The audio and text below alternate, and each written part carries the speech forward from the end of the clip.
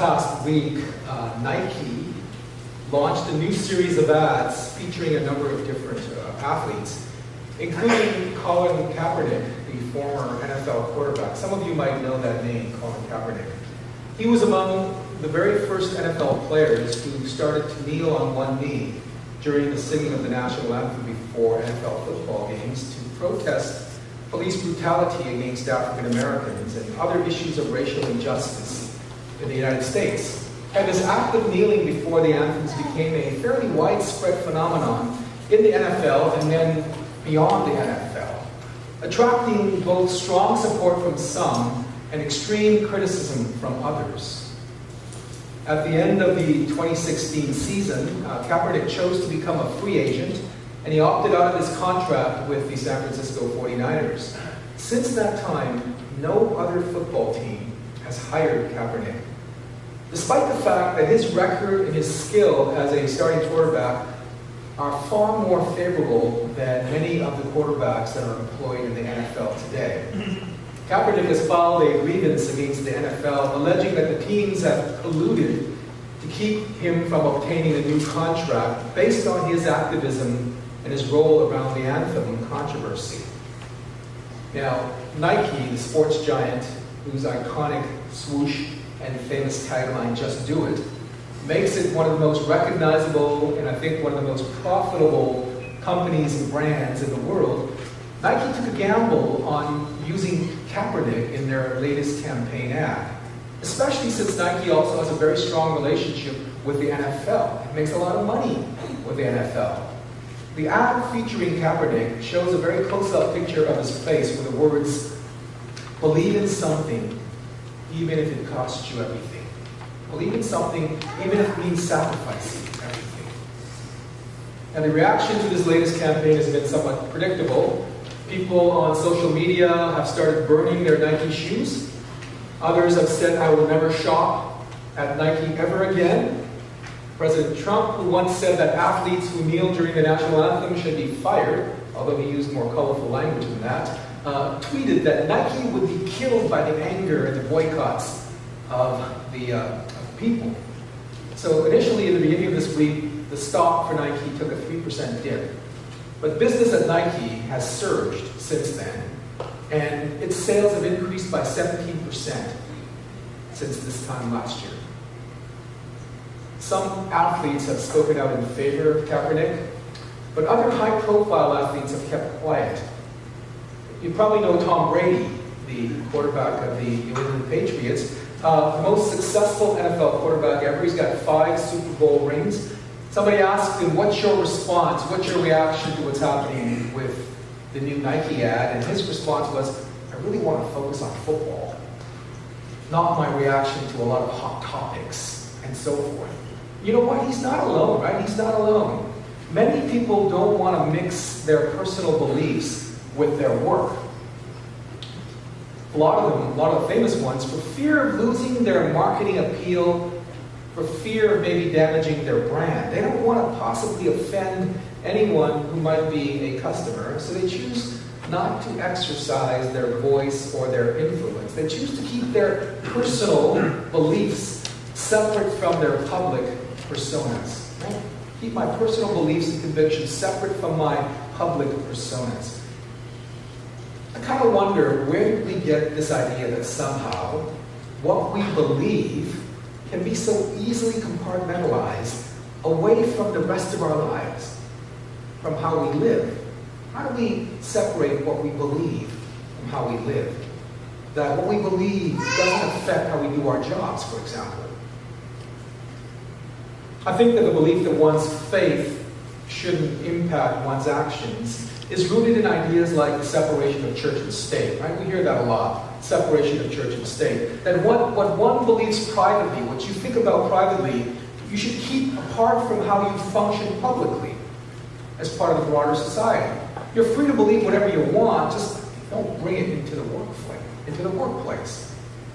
I think this dichotomy of faith and works goes back way further than we think. You know, in the days before Jesus, there was a movement called Gnosticism, which believed that the spirit or the soul was the pure essence of what God created. This was the good that God had created. And that the flesh, the body, was a corrupt, sinful, imperfect object. And as long as a person understood and respected the purity of the spirit, the soul, what they did in the flesh was irrelevant.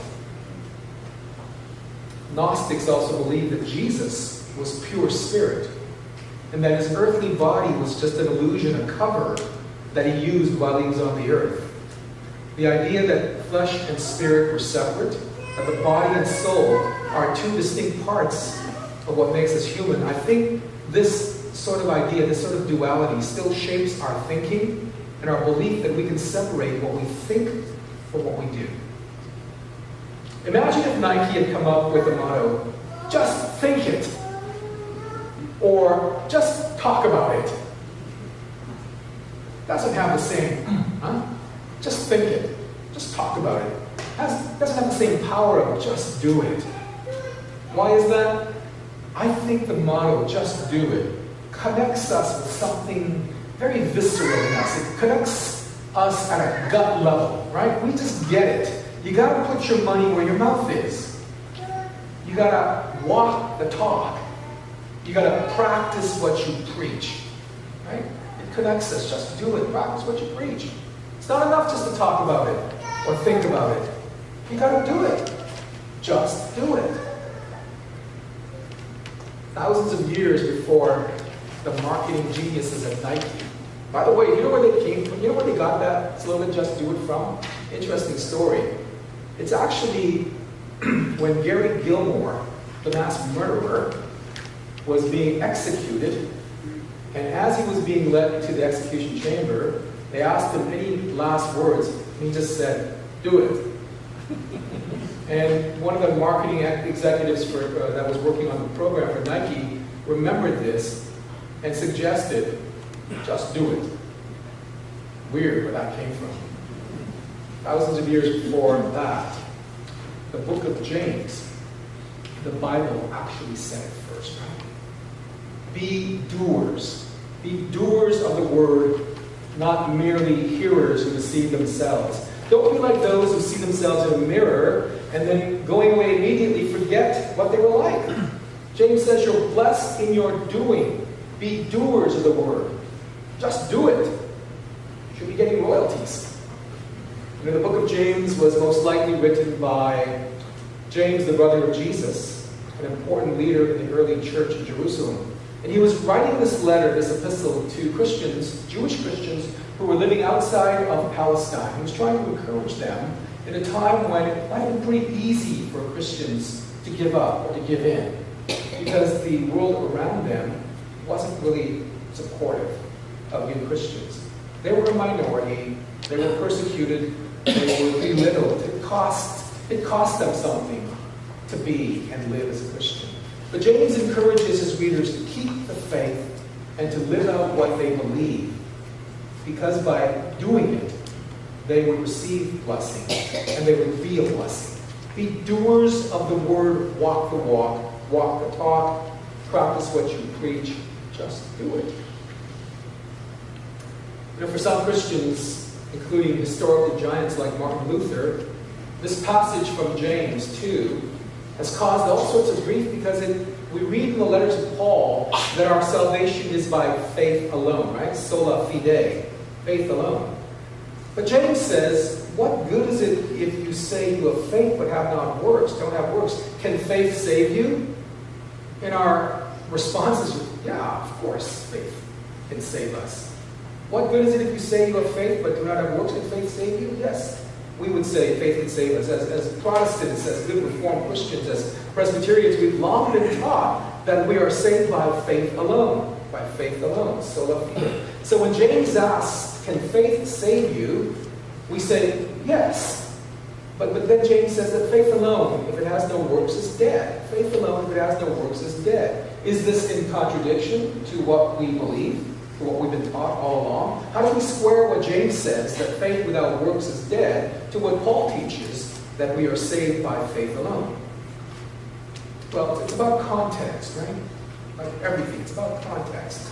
Paul's writing to those who claim that the law The law is necessary for salvation. And Paul, in his writings, knows that we cannot keep the law.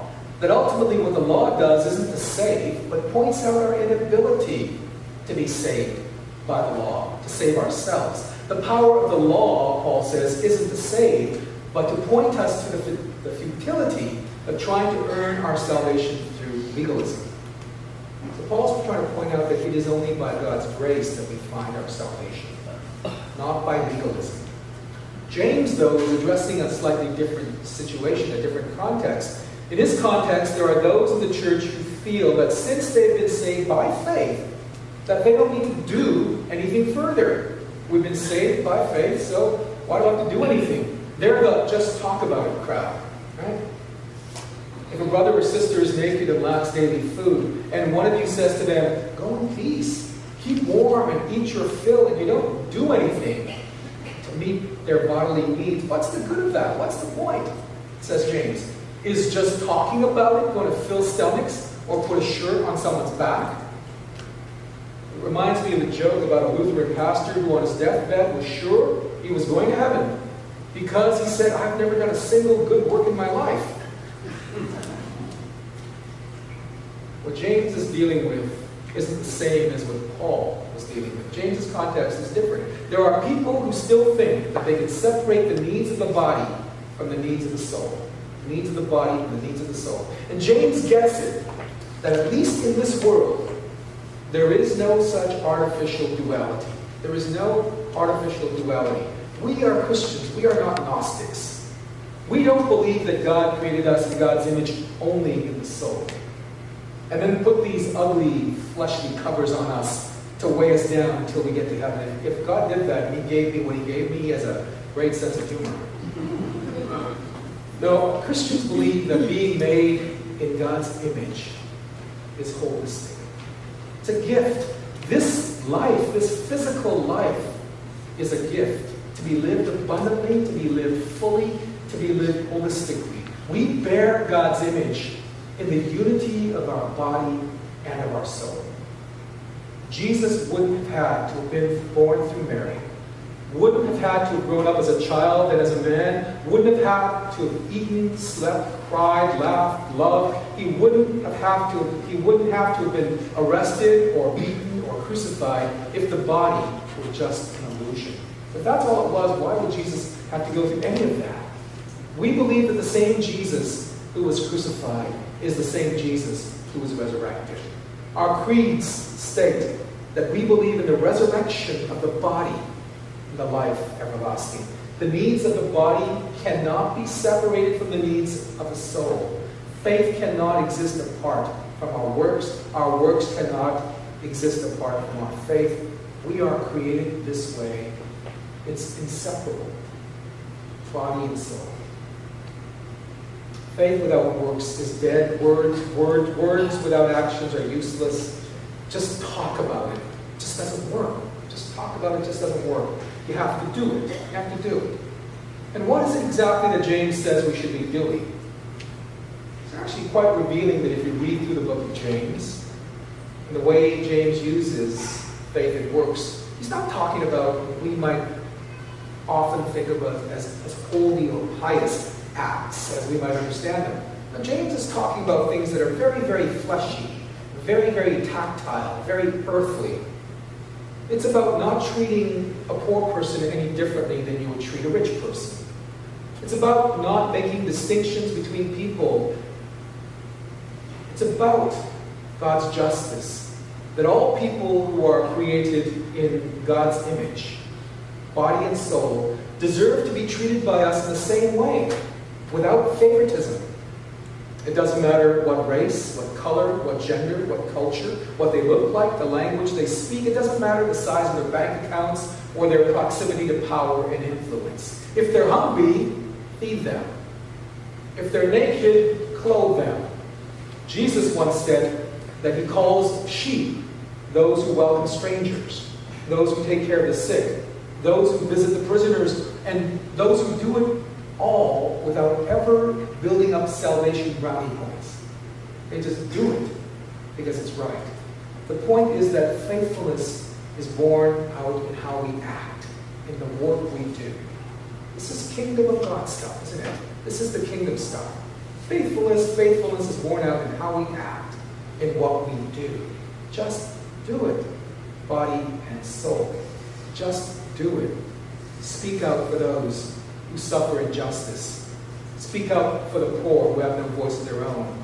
Don't show favoritism, but work for the dignity and the honor of all people, of every human being who is created in the image of our God.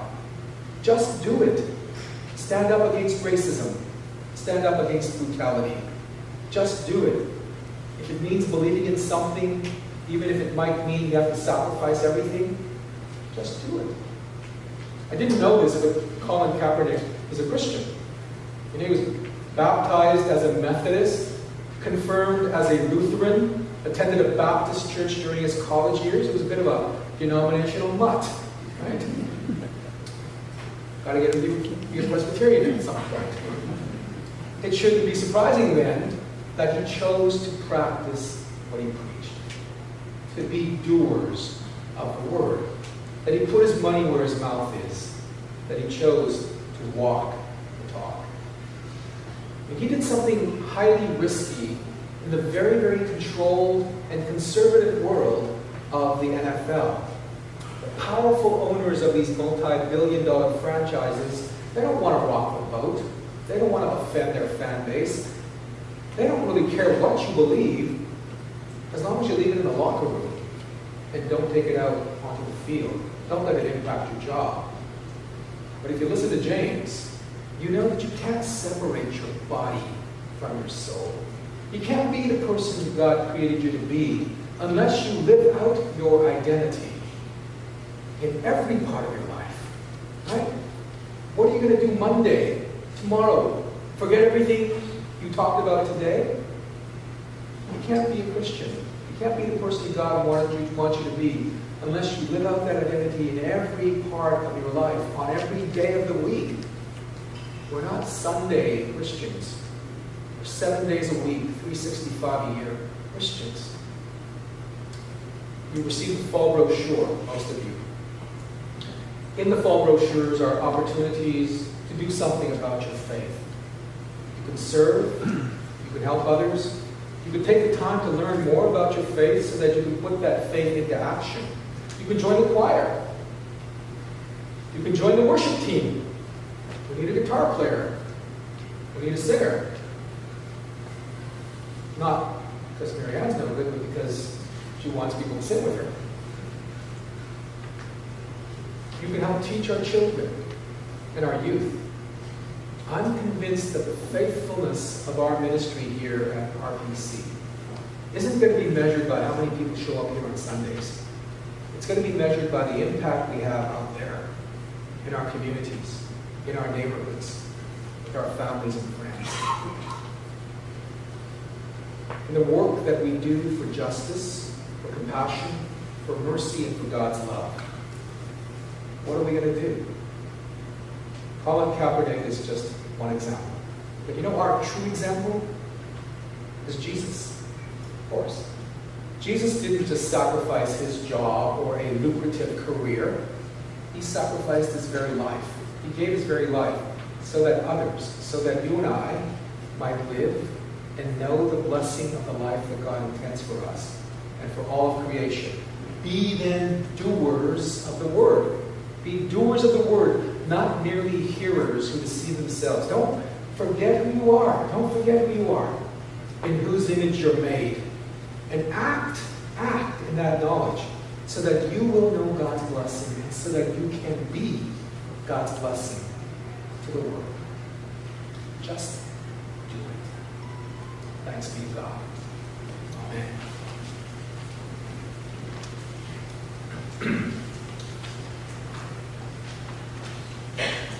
We're going to respond to God's word, and our hymn is 722, 722, Lord, whose love.